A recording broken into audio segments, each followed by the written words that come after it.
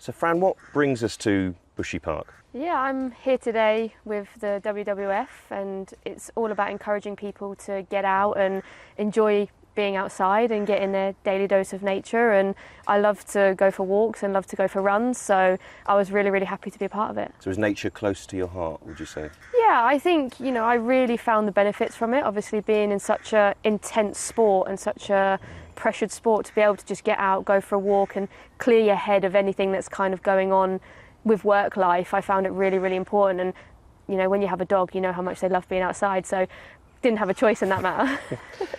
And in that whole sphere, the importance of climate change and the change in our environment, are you across that sort of area and the importance? I think as I've got older, I've become much more aware of it and more in tune with what's going on in the world and all the different things that matter. I love animals, I love, watching movies about animals, reading about animals, so seeing how it impacts their lives and, their homes, it means a lot to me, because I could never imagine being in a position where my home is impacted by that kind of thing. So yeah, I think as I've got older and understood it a little bit more, it's easier for me to understand it. And with the pressures and strains at the top level of football, does nature give you that chance to get away from all of that? Yeah, I really found the benefit, especially when I was injured, because I was in a gym 3 hours of the day. When you play football, you're able to go outside, you're able to go on the pitch, you're able to do these things. But when you're injured and just inside the whole time, I remember I got home one day and I was laying in my flat and I was like, I haven't actually been outside today. I've walked to the car and that's about as far as it's gone. So I really found the impact of getting home from work, taking the dog for an hour, and then when I got home, I felt like my mind had just shifted from being a footballer and I became a person again. And I think I had to learn that because of how intense the sport is, and when you're going through pressured moments, how do you switch your mind off from them moments? And I found it really, really powerful. And that mental health side of things, in terms of nature, for people in general, how important is that connection? It's massive. I think it's massive, and for me, obviously what I found works for me won't work for everyone, but to be able to go out for a walk, even if it's 20 minutes, or go for a run for 20 minutes, when I got back, the feeling of that you've accomplished something. I remember going through really tough times when I was struggling with fatigue and, my illness, and it was a reward that I went out for a walk. And it was, like I'd won a prize when I got home, because I felt like I was just rejuvenated. And it sounds really small, but to just be able to go out for 20 minutes that I took for granted when it was taken away from me, to be able to do it again, I was like, okay, I need to keep doing this, because it's good for my mental health and it's good for me to reflect as you do it. And as far as climate change is concerned, what effect has that had on, say, grassroots football in particular and in the women's game? It's no lie that it's affecting it because of the state of pitches, when the weather. I know there's so many times when games gets cancelled, and when I was younger, it probably wasn't that many games that got cancelled due to flooding or due to bad weather or anything, whereas now I feel it's becoming normal that it happens. And obviously so many grassroots games gets cancelled. I remember we played in a WSL game and the pitch was frozen. There's obviously a story there, and there's obviously something going on, because when I was growing up, whether it was maybe the pitches weren't suitable to play on, but you just played on it, but it's definitely impacting more. And it's not just the grassroots, it's up the tier as well. I think there was one weekend when everything was off. And I don't think I'd ever heard of that as a youngster, where all of these games were cancelled, or Premier League games getting cancelled. So it's definitely having an impact.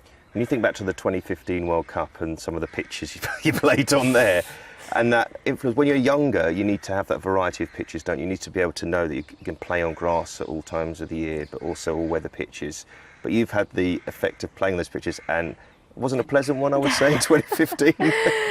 The thing is, I think it's always about having the opportunities to do it. And, obviously there are so many more grass pitches in the UK than there are, artificial pitches, because of funding, because of money, because of all these impacts. But yeah, I was able to obviously play in it in 2015 World Cup, and it was so hot in Canada, and it was just felt like your feet were burning, because obviously it was so warm. But all the games went ahead.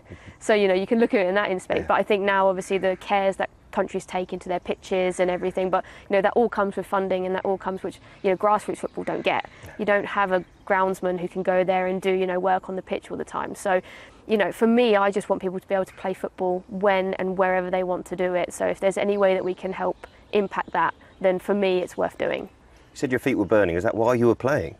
Yeah. It was really hot. I remember, I think it was the quarter-final, and it was absolutely boiling, and I think it has to get to a certain temperature before they can stop the game.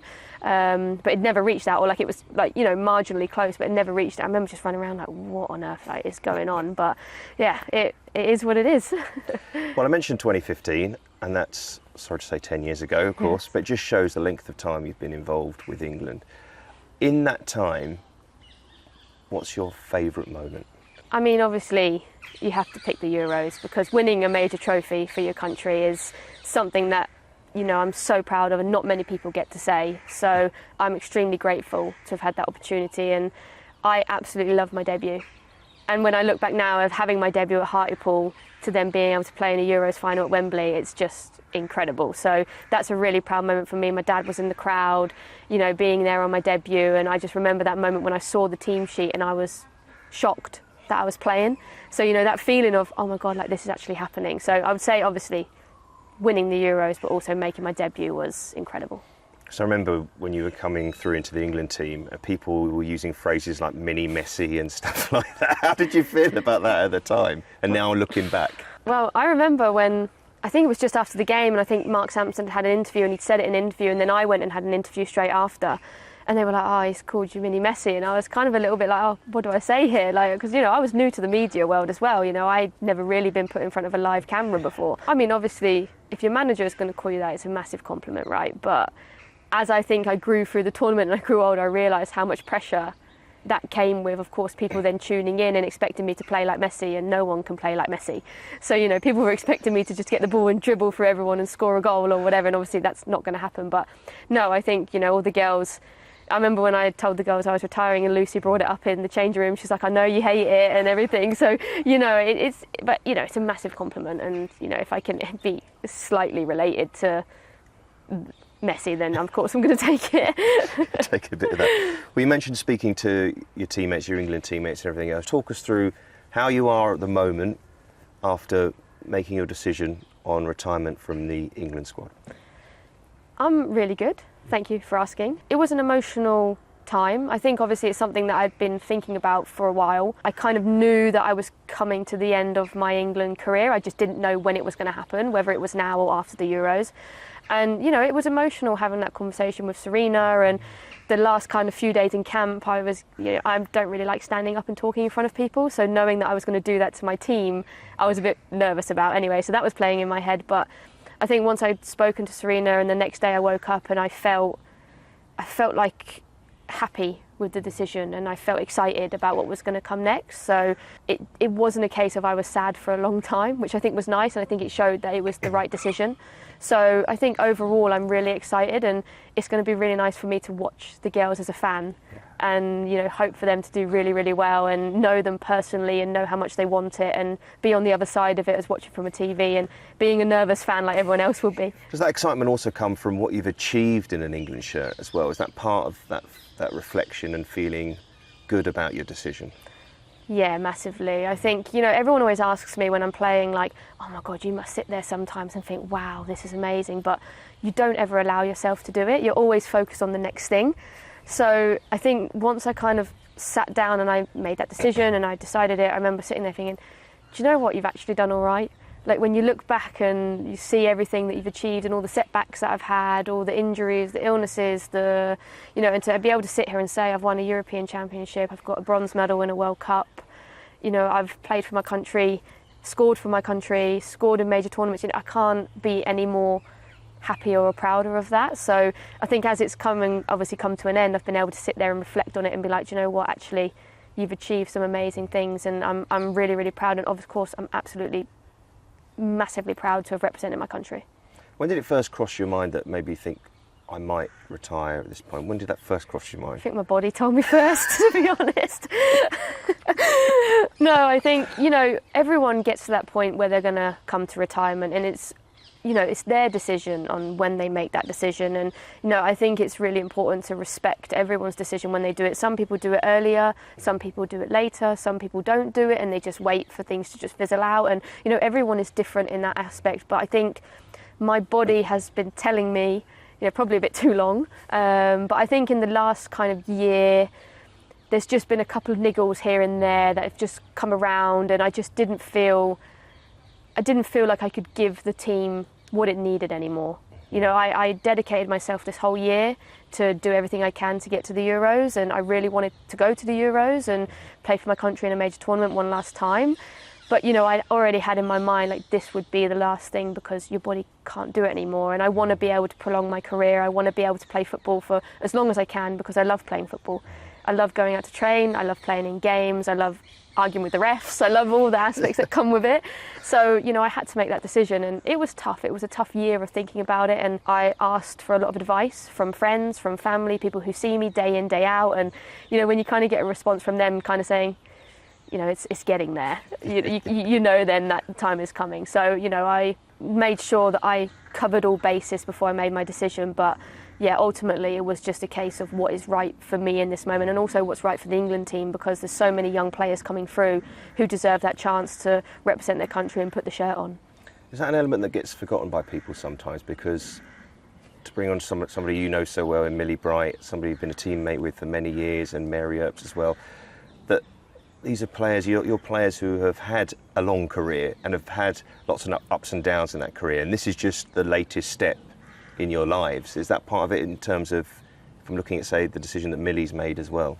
Yeah, absolutely. I think, you know, it's so intense. It's such a... Is that a fish? That is a fish. Them big fish. You thought it was after you. It's going after the little duckling, the poor thing. God, that was massive. You know, obviously I think all cases are different in why we've all made our decisions in retirement. Obviously, you know, I can't speak on behalf of Millie, but, you know, I think it's really brave of her to come out and say what she said. And obviously, like you said, you know, we've played for a long time at the highest level, and Millie more so probably than anyone. She's the way she has handled her body, the way she has handled her mind, to be able to continuously perform, continuously play. You know, it does reach a point where you have to put yourself first. And, you know, of course, we all want to represent our countries. We all love doing it, and that's what we've always wanted to do. But sometimes you have to take that step back. And I think for Millie to have the courage to do that, I think is really brave, and obviously speak out about something that, you know, so many of us talk about in-house. But for her to be able to speak about it openly, I think is a really, really nice thing. And I think a lot of people will learn a lot from Millie. Is there an inspiring element to that? Because let's just put this straight. She's not retired from England. She's just stepping away for a period. Is it something that could maybe inspire other players who have similar sort of feelings to go, actually, I have got the opportunity to do this? Absolutely. And I think there'll be so many players who can relate to Millie that haven't spoken about it, who haven't understood what's going on with their body. And I think as you get older, you start to learn when your body feels right, when your body doesn't feel right, and when you're going through difficult moments and when you're not. And obviously, you know, it must have been a really, really tough decision for Millie to make. And for others watching her who are going through similar feelings, maybe feel that that's also a decision that they have to make. And I think that's what I think is so powerful with sharing your experiences and sharing what you go through, because there's always going to be someone else going through a similar, worse or less worse version of you. But you might be able to help that 1%. And I think Millie doing what she's done will definitely help other players who are coming through the system. And another European champion, Mary Earps, your thoughts on her decision? Obviously, I've known Mary for a long time and know Mary as a person, and I know how much she has given her whole life to be able to represent that shirt. I think obviously everyone knows her journey from the beginning, where it wasn't, you know, so smooth. She had to, you know, be second choice, third choice for such a long time. But, you know, it's the same situation as Millie. You know, Mary has her reasons behind it. Obviously, we probably won't all know all the reasons until Mary comes out with them herself. But I think as a player, you know when that time is right. And of course, it's not something that you just decide when you wake up one day, you go, right, that's it, I'm done. It's something that you thought about for a long time. And I think once you reach that point as a player, you know that you have to do it, because then you're not in it. And if you're going to represent your country, you want to be 100% to represent your country. And I think as soon as that kind of dips, then you know it's the right time. And as I said earlier, you know, everyone does it for different reasons. Everyone has their reasonings, but at the end of the day, we're human beings. And when we feel something is right and we have to do it, then I think it has to be respected. And what Mary has given to the women's game, what she's given to England, I think should be rewarded. And I don't think it should be seen as a negative thing because she's retired now before a tournament. I think it should be respected for what she's achieved and what she will continue to go on and achieve for the women's game.